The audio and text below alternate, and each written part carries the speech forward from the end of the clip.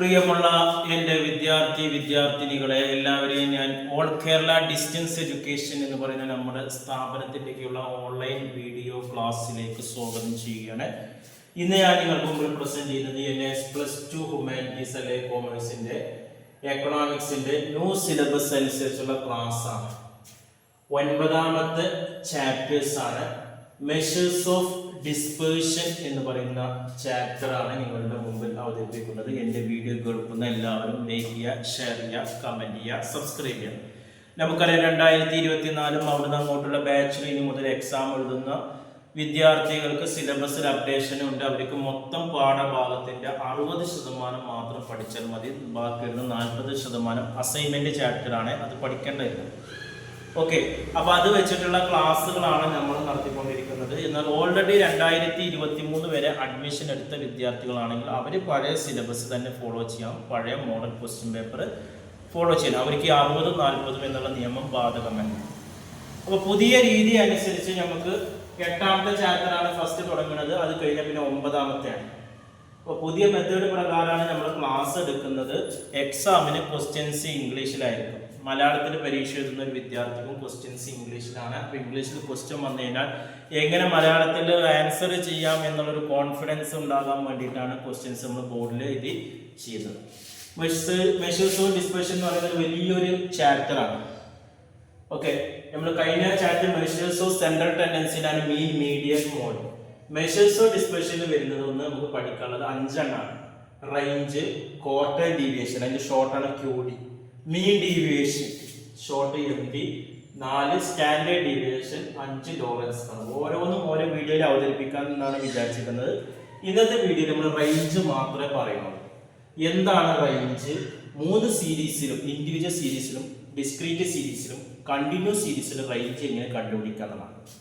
അപ്പോൾ റേഞ്ച് എന്ന് പറയുന്നത് നമ്മൾ വലിയ അക്ഷരം R എന്നുള്ള ലെറ്ററാണ് ഉപയോഗിക്കുന്നത്. റേഞ്ചിന്റെ ഒരു ഡെഫിനിഷൻ ഇതാണ്. Range is the difference between highest and smallest values in A series ആണ്. ഒരു സീരീസിലെ ഒരു കൂട്ടം ഡാറ്റകൾ എടുത്തു കഴിഞ്ഞാൽ അതിൽ വലിയ സംഖ്യയും ചെറിയ സംഖ്യയും തമ്മിലുള്ള വ്യത്യാസമാണ് എന്ന് പറയുന്നത് റേഞ്ച് എന്ന് പറയുന്നത്. അപ്പോൾ ഇൻഡിവിജ്വൽ സീരീസിലെ റേഞ്ച് കണ്ടുപിടിക്കുന്നത് L-S ആണ്. ഡിസ്ക്രീറ്റ് സീരീസിലും അതേപോലെ തന്നെയാണ്. കണ്ടിന്യൂസ് സീരീസിൽ അതായത് ഇവിടെ ഇക്വേഷന് 3 സീരീസിന് ഒരേ ഇക്വേഷനാണ്. അതേപോലെ തന്നെ കോഎഫിഷ്യന്റ് ഓഫ് റേഞ്ചും കണ്ടുപിടിക്കുക. റേഞ്ച് മാത്രമല്ല, കോഎഫിഷ്യന്റ് ഓഫ് റേഞ്ച് അത് കണ്ടുപിടിക്കുന്നത് N-S/L+S എന്നുള്ള ഇക്വേഷനാണ്. ഇത് തന്നെയാണ് ഡിസ്ക്രീറ്റ് സീരീസിലും കണ്ടിന്യൂസ് സീരീസിലും. ഓക്കെ, നമ്മളിവിടെ ക്വസ്റ്റ്യൻസ് ചെയ്തിട്ടുണ്ട്.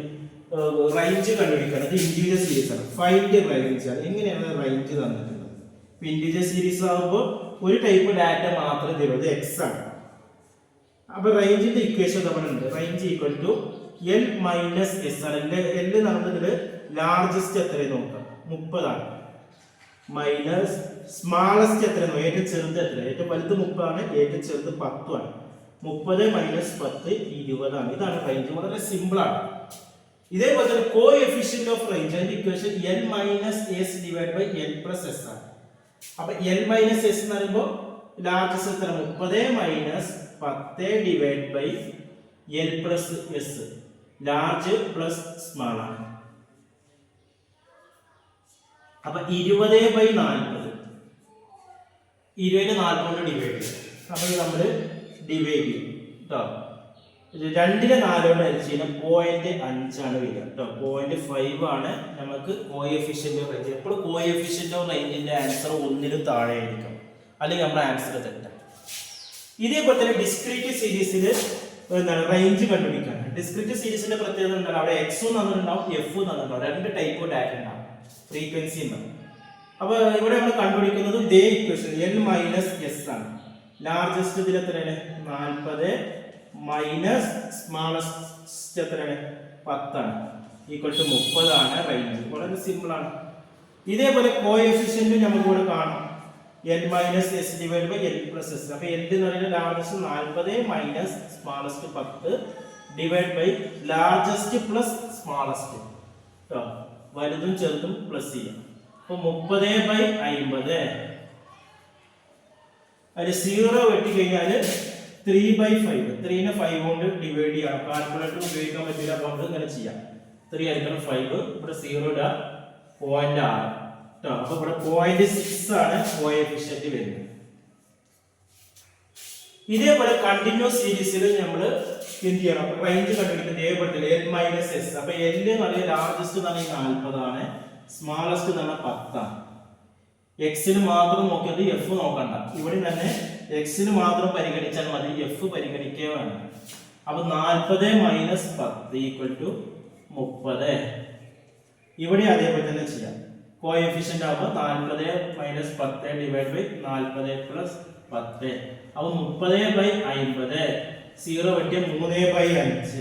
3/5 നമുക്ക് 0.6 ആണ്. വളരെ സിമ്പിൾ ആയിട്ട് നമുക്ക് റേഞ്ച് ഈ രീതിയിൽ കണ്ടുപിടിക്കാം എന്നുള്ളതാണ്. ഇൻഡിവിജ്വലും ഡിസ്ക്രീറ്റിലും കണ്ടിന്യൂസിലും ഇക്വേഷൻ എന്ന ഒരേ രീതിയാണ്. റേഞ്ചിന്റെ കോഎഫിഷ്യന്റ് കാണുന്നതും ഒരേ രീതി തന്നെ. അപ്പൊ ഇതുപോലെ പ്രോബ്ലങ്ങൾ വർക്ക്ഔട്ട് ചെയ്യാം. ഇനി നമ്മൾ അടുത്ത വീഡിയോയിൽ ക്വാർട്ടർ ഡിവിഷൻ, രണ്ടാമത്തെ മെത്തേഡ് ക്വാർട്ടർ ഡിവിഷൻ എന്താണെന്ന് പറയും. അതിന്റെ ഇൻഡിവിജ്വലും ഡിസ്ക്രീറ്റും കണ്ടിന്യൂസിലും ഇക്വേഷൻ വെച്ച് ചെയ്യുന്നതാണ്. അപ്പോൾ കൂടുതൽ ക്ലാസ്സുകൾക്കും അതേപോലെ തന്നെ അഡ്മിഷൻ സംബന്ധമായ കാര്യങ്ങൾ SSLC +2 1 മാസം കൊണ്ട്, 2 മാസം കൊണ്ട്, 3 മാസം കൊണ്ട്, 6 മാസം കൊണ്ട് നമ്മൾ ചെയ്തു കൊടുക്കുന്നുണ്ട്. അതേപോലെ തന്നെ വീട്ടിലിരുന്ന് പരീക്ഷ എഴുതാൻ പറ്റുന്ന ബോസ് എഡ്യൂക്കേഷന്റെ കീഴിലുള്ള +2 ഓൺലൈനായി വീട്ടിൽ പരീക്ഷ എഴുതാം. അതുപോലെ തന്നെ ശ്രീനാരായണ ഇഗ്നോ യൂണിവേഴ്സിറ്റി പോലെ യൂണിവേഴ്സിറ്റി ഡിഗ്രി PG അഡ്മിഷനും നമ്മൾ ചെയ്തു കൊടുക്കുന്നുണ്ട്.